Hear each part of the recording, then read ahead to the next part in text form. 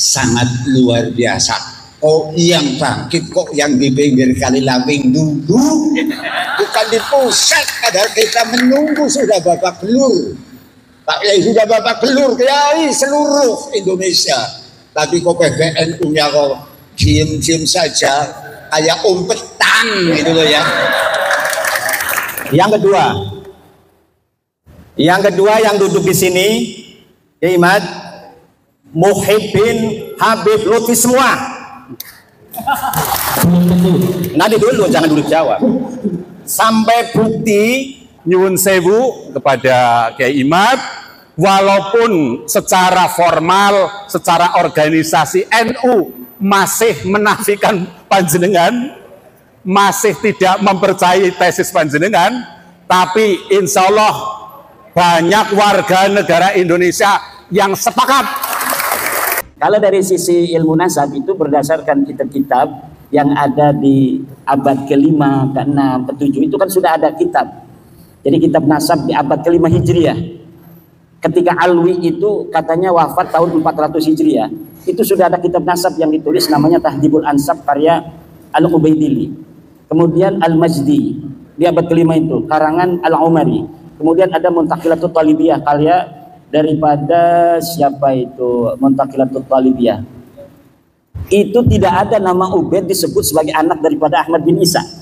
Kemudian pada abad ke-6 ada kitab yang disebut dengan kitab Asy-Syajarah Al-Mubarakah. Sama juga tidak ada nama Ubaid disebutkan sebagai anak Ahmad bin Isa.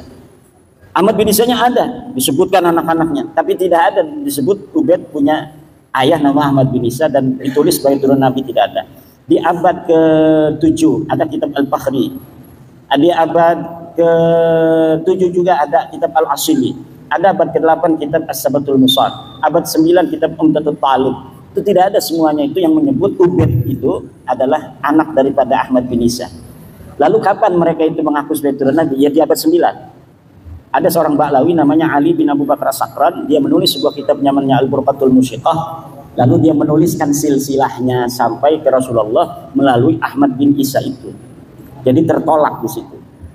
Tertolak karena tidak berdasarkan kesamaan data antara yang diakui dan yang telah dicatat oleh para ulama di abad sebelumnya. Nah, dari situlah kecurigaan itu kemudian membawa saya untuk meneliti lebih jauh setiap nama-nama itu yang diklaim oleh Ba'lawi sebagai imam. Ubaidillah itu jadi imam Ubaidillah. Dia seorang mujtahid, sama dengan Imam Syafi'i gitu. Saya cari di hari hidupnya Ubaidillah, yaitu 383 Hijriah dia wafat. Ternyata di abad itu tidak ada satupun kitab fikih yang mencatat nama Ubaidillah sebagai imam. Kitab sejarah di Hadramaut, di Tarim, yang menyebutkan nama seorang ulama namanya Ubaid tidak ada. Tidak ada sama sekali. Baik Ubaid maupun anaknya Alwi yang katanya seorang muhadis, perawi hadis, tidak ada disebutnya. Alwi punya anak namanya Muhammad, tidak ada, ini orang fiktif semua. Muhammad punya anak namanya Alwi, fiktif juga, nggak ada orangnya itu. Alwi punya anak namanya Ali Qoli Qasam, nggak ada orangnya itu. Sejarahnya ditulis itu pada abad 10-11 dengan begitu tinggi beserta keramat-keramatnya, tidak terverifikasi di dalam kitab-kitab di mana dia hidup. Berbeda dengan Syekh Abdul Qadir Al-Jailani. Syekh Abdul Qadir Al-Jailani ada di abad ke-6, itu kitab abad ke-6 mencatat orang yang hidupnya bareng bahwa di Baghdad ada seorang Ibnul Jauzi. Ibnul Jauzi itu satu masa dengan Syekh Abdul Qadir Jailani. Ibnul Jauzi menulis kitab, dia mencatat nama Syekh Abdul Qadir Jailani, seorang ulama besar, pengarang kitab. Kemudian dia ahli dalam bidang ilmu tasawuf. Doharat karamatuhu alal mala, keramat-keramatnya muncul di hadapan orang. Itu dicatat. Itu bukti bahwa sosok ini ada. Tapi kalau seorang yang hari ini dikenal ulama besar di abad ke-4 seperti Ubaidillah, tapi sama sekali tidak ada jejak-jejak peninggalan, baik berupa tulisannya maupun ditulis oleh muridnya, ataupun diceritakan oleh orang lain yang semasa hidupnya dengan dia, maka sosok itu tidak bisa dikatakan sosok yang eksis, tetapi dia adalah sosok yang fiktif. Seseorang yang namanya diciptakan, sejarahnya kemudian dibangun untuk diatribusikan sebagai leluhur mereka. Padahal pada masanya nggak ada orangnya, dengan kesejarahan yang seperti disebutkan pada abad ke-11, ke-12, ke-13 Hijriah itu. Kebanyakan kitab-kitab Ba'lawi yang menerangkan tentang leluhur mereka itu dikarang sejak abad 9, tapi belum rapi sejarahnya oleh Ali As-Sakran di abad 9, 895 Hijriah. Kemudian diperbaharui, ditambahkan kisah-kisahnya oleh kitab Al-Ghurar karya Ali Khirid Ba'lawi pada 960 Hijriah. Kemudian ditambah lagi lebih sempurna sejarahnya itu, jadilah Faqih Muqaddam itu di dalam kitab Al-Masra'ur Rawi abad 11. Nanti di abad 12 ngarang lagi lebih hebat lagi keramat-keramat sampai Mi'raj segala macam itu. Itu semakin lama semakin dibikin-bikin sejarahnya yang glorifikasinya lebih tinggi dari sebelumnya. Nah, kenapa kita bisa mengatakan seyakin-yakinnya mereka palsu? Karena glorifikasi itu.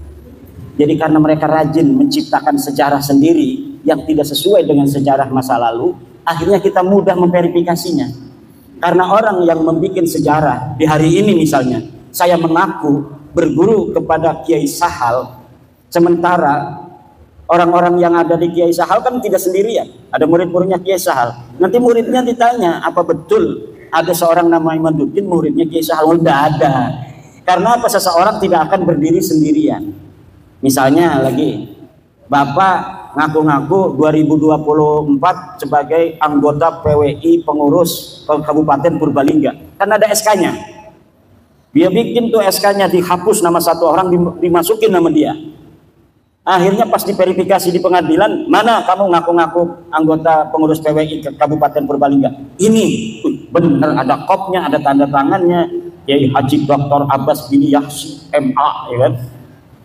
Pas coba yang lain diambil juga 3, sama tanda tangannya sama, kopnya sama, tanggalnya sama, tapi ini mah namanya Jainuddin, pas ini mah Ba'lawi namanya. Karena yang merubah si Ba'lawi sendiri. Coba yang lain lagi, yang SK-nya yang sama, ternyata memang ini beda sendirian. Ditetapkanlah yang beda sendirian ini nama Ba'lawi ini palsu. Karena apa? Sejarah tidak pernah lahir sendirian. Dia akan terkait dengan orang-orang lain.